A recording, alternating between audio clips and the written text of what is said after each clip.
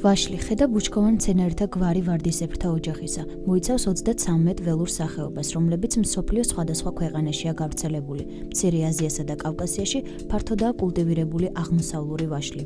ის ერთ-ერთი უძველესი ხეხილოვანი მცენარეა. კულტივირებულია დაახლოებით 4000 წლის წინ. ხეხილის ნაგებობათა შორის ფართობისა და პროდუქციის მხრივ ვაშლს პირველი ადგილი უჭირავს დედამიწის ზომიერი სარტყლის ფარგლებში. ცნობილია 10000-ზე მეტი ჯიში, მათგან საქართველოშია 200.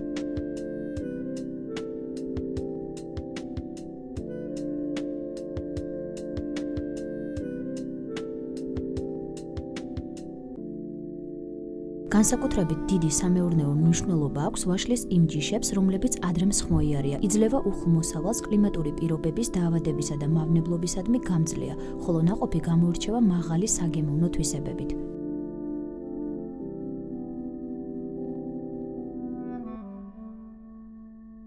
ველური ვაშლი ძვირფასი მასალაა ხილის გადასამუშავებელი მრეწველობისათვის. თესლს იყენებენ საძირეების მისაღებად. მასზე ამყობენ ვაშლის კულტურულ ჯიშებს. ზოგი სახეობა გამოიყენება დეკორატიულ მცენარედ. ყველა ვაშლის ყვავილს საუცხოო ნექტარი აქვს. კულტურული ვაშლი 14 მეტრამდე სიმაღლის ხეა. სხვადასხვა ჯიშის ნაყოფის ზომა, ფორმა და შეფერილობა სხვადასხვაგვარია.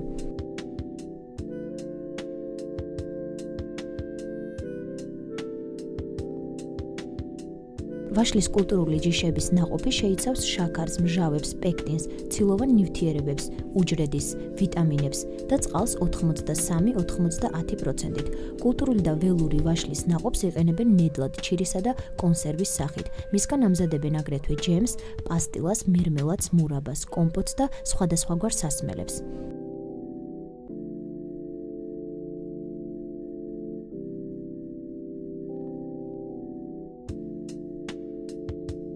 საქართველოში გავრცელებული ვაშლის ადგილობრივი ჯიშებიდან ცნობილია აბილაური, ქართული დანა ვაშლი, მამულო, მახარა, კეხურა, თურაშაული, ყინულა, ნისკარტა და სხვა.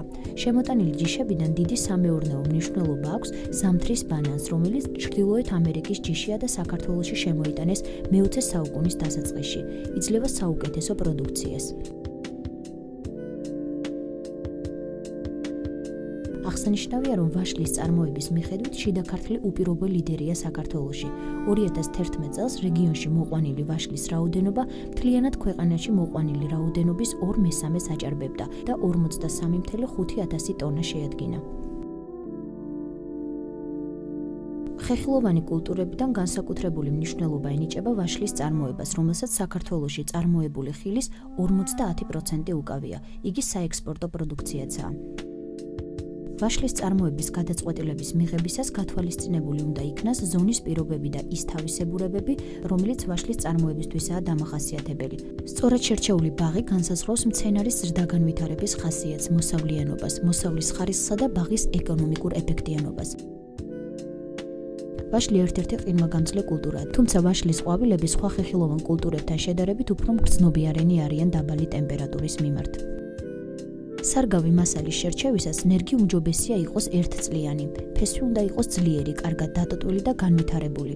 ნერგის დარგვა წარმოებს შემოდგომასა და გაზაფხულზე. უპირატესობა ენიჭება შემოდგომაზე გაშენებულ ბაღებს, სადაც ნერგების საშუალო პროცენტული განახლება 96-98%-ია. დარგვის წინ ნამყენს უნდა მოსცილდეს დაზიანებული ან გადატეხილი ფესვები და ტოტები.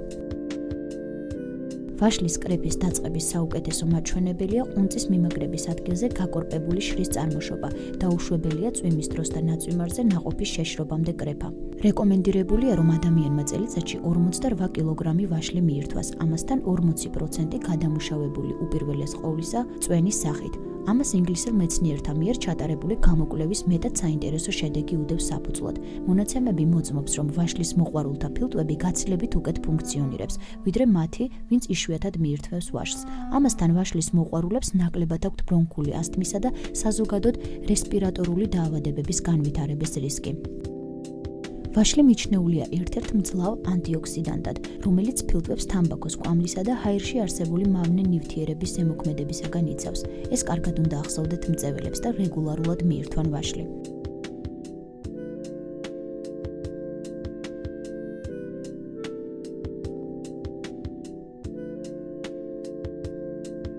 აქვე უნდა ვიცოდეთ, რომ ვაშლის თესლი მდიდარია იოდით, ამიტომ ვაშლი კურკიანად უნდა მივირთვათ.